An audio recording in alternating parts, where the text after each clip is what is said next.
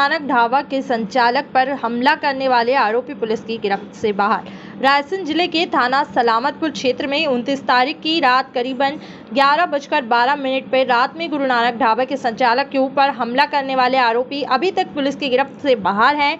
कहीं इसके पीछे जातिवाद और राजनीति का कोई संरक्षण तो नहीं है। सूत्रों से प्राप्त जानकारी के अनुसार अपराधियों को किसी राजनेता का संरक्षण प्राप्त है। शायद अभी तक फरार आरोपी को पकड़ने में पुलिस ढील बरत रही है। ढाबा मालिक के सीधे हाथ को अपराधियों ने बड़ी बेरहमी से तलवार से इस्तेमाल करते हुए हाथ काट दिया। संचालक के बूढ़े पिता को भी गंभीर चोटें आई हैं। ढाबा संचालक का उपचार राजधानी भोपाल के निजी अस्पताल में चल रहा है। अब यह सवाल खड़ा होता है कि सारा देश यह भली भांति जानता है कि जब जब देश के ऊपर किसी भी प्रकार की विपदा या संकट आता है तो सबसे पहले सिख कौम के लोग उस संकट से निपटने के लिए सबसे आगे खड़े होते हैं। इस कोरोना काल की महामारी के समय भी देश में लंगर सेवा, ऑक्सीजन सेवा, कोरोना पॉजिटिव मौत की गोद में समाये व्यक्तियों का देह संस्कार इन्हीं लोगों ने आगे रहकर किया है। उनके रीति रिवाज के अनुसार देश संस्कार भी किया है।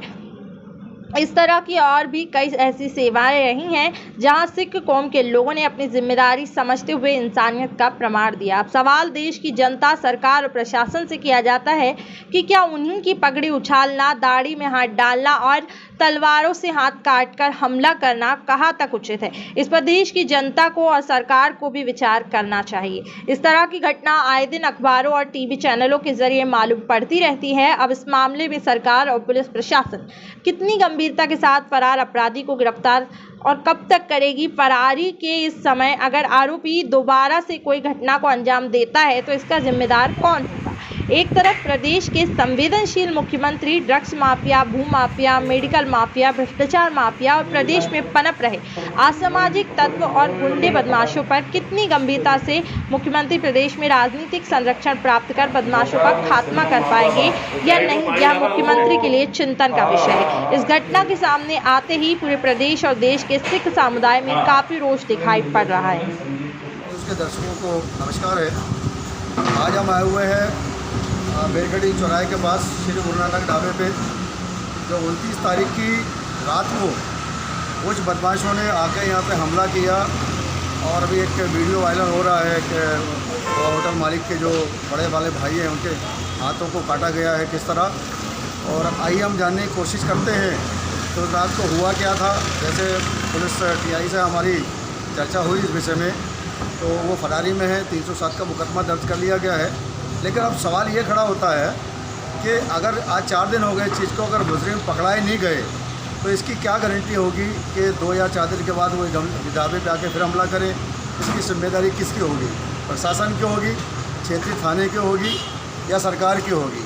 आइए जानते हैं। या जो उस दिन जो घटना के समय मौजूद थे इनके कर्मचारी साथी, उनसे पूरी जानकारी आपको बताते हैं कैसे हुआ था, व्यवहार क्या हुआ था, क्या वजह थी। अभी आपका नाम बताइए, क्या नाम है आपका? सर जी रामसेन। रामसेन जी। तो फिर आपको क्या हुआ था? किन लोग, कौन कौन लोग थे ये? सर दीपक था, विजय था जी और रवि ठाकुर था और भी उनके साथी थे जो पहचानते नहीं। और जो सर उनके साथी थे जो उनको नहीं पहचानते, जो 3 जनों को पहचानते थे। कौन कौन थे? तीनों का नाम बताइए ज़रा जोर से एक बार फिर। विजय जी पाल विजय पाल और दीपक पाल जी और रवि ठाकुर जी। जी। ये यहाँ पे आए थे कितने बजे रात को आए थे? सर 11:30 बजे, 11:30 मंगलवार का दिन था। क्या हुआ था? पूरी कहानी बताएं आप। सर भैया लेटे हुए थे, उनके पिताजी भी लेटे हुए थे। मैंने गाड़ी में उधर खड़ी करके भैया को बुलवाया था जी। सर। डायरेक्ट उन्होंने तलवार उठाकर मार दी। कारण क्या था इसका? सर वो बोल रहे थे कि आधी ग्राहकी यानी तो जो बस लगती है ना, तो बस हमें दो, हम जान से मार डालेंगे। अच्छा, ये जो आपके यहाँ रात को बस लगती है, क्या उनका ये कहना है कि आप ये पूरा धंधा आप हमको दो, बस हमारे यहाँ खड़ी कराओ? जी ये चाहते हैं। बस जो नहीं तो ये तो कोई बात होती नहीं है। आप ग्राहकों का ट्रीटमेंट अच्छा करेंगे, सस्ता खिलाएंगे, अच्छा खिलाएंगे तो कस्टमर वहाँ जाएगा। जी सर। आपके यहाँ सस्ता मिलता है, अच्छा मिलता है और आप लोगों के व्यवहार भी अच्छे हैं। जब यहाँ आते हैं तो इनके ये तो छोटा कर दिया खुले आप। कोई बात की जलापन है जी जी। आपका क्या कहना है इसमें? कहना क्या है, यही कहना है कि भाई इनको ज़्यादा से ज़्यादा जल्दी करके आपको भी मारा क्या उन्होंने? नहीं मारा तो अपने को लिए डायरेक्ट उन्होंने हमला करा। हमला कर दिया। तो आप शराब पिए हुए थे? नहीं सर। उन्होंने नहीं वो लोग सब नशे में आए थे।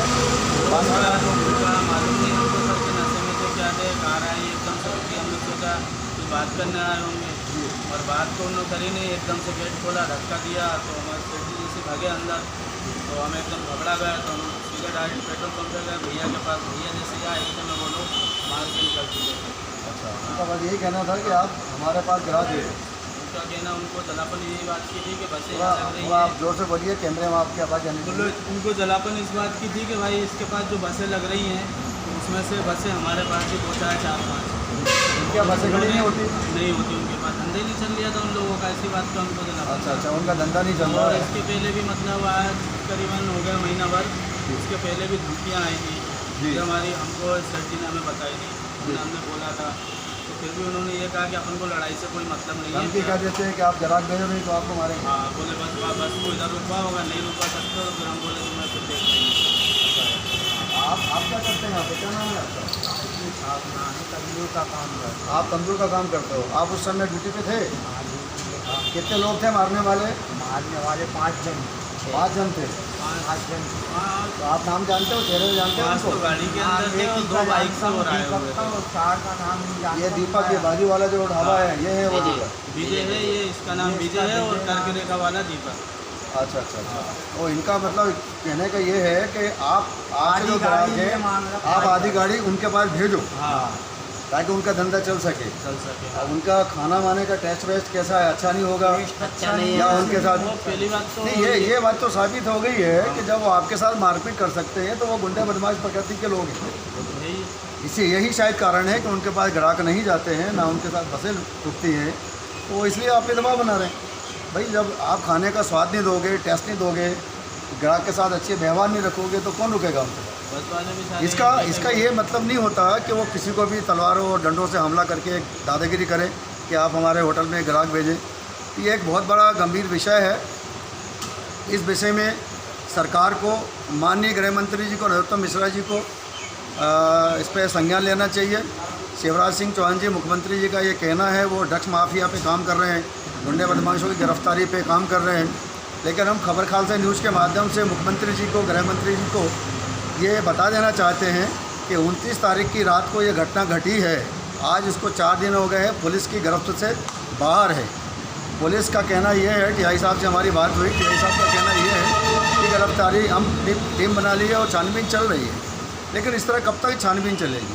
मेरा गृह मंत्री जी से ये आग्रह है कि अगर इस होटल पे इसी तनाव की वजह से 1-2 दिन के बाद कोई घटना घट जाती है या वो फिर हमला कर दें तो इसमें जिम्मेदारी पुलिस की है या क्षेत्रीय प्रशासन की है या सरकार की है, किसकी होगी? मैं खबर खालसा न्यूज़ से आर सिंह खालसा, जय हिंद।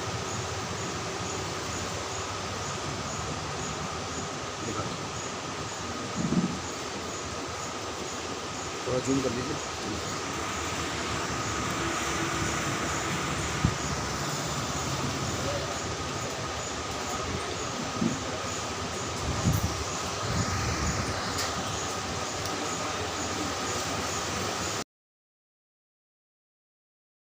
टीआई सलामतपुर पाल साहब बोल रहे हैं? जी बोल रहा हूँ। साहब नमस्कार, मैं भोपाल से जर्नलिस्ट आर सिंह खालसा बोल रहा हूँ। मैं चाह रहा था सर कि ये जो गुरु नानक ढाबे पे 29 तारीख को रात को जो एक झगड़ा हुआ है, जी ये मुस्कान ढाबे और इनके बीच में, तो इसमें कौन कौन सी धाराएं आपने लगा दी और फरियाद मुजरिमों की गिरफ्तारी हुई कि नहीं हुई? गिरफ्तारी में हुई है धारा नंबर 334 जी, धारा 334 यदि गिरफ्तारी में हुई है मेरे लिए फरार पर भगत बोले हो। अच्छा अच्छा, तो फरारी में चल रहे हैं अभी? जी इनका फरारी में चल रहे हैं। आपने उनको अरेस्टिंग के लिए टीम गठित की कि नहीं की? ये 2 टीम की गठित है। 2 टीम गठित की है आपने? जी जी तो कब तक उम्मीद रखें साहब, कब तक अरेस्टिंग हो जाएगी इनकी? अरेस्टिंग हो जाएगी साहब, जल्दी से जल्दी खाली रहे। अच्छा, जल्दी जल्दी कोशिश करेंगे आप, है ना जी? चलिए हम धन्यवाद। हम सभी से लगेंगे सर। जी जी, चलिए बहुत बहुत धन्यवाद है आपका खबर खालसा न्यूज़ से बातचीत करने के लिए। जी ओके, थैंक यू।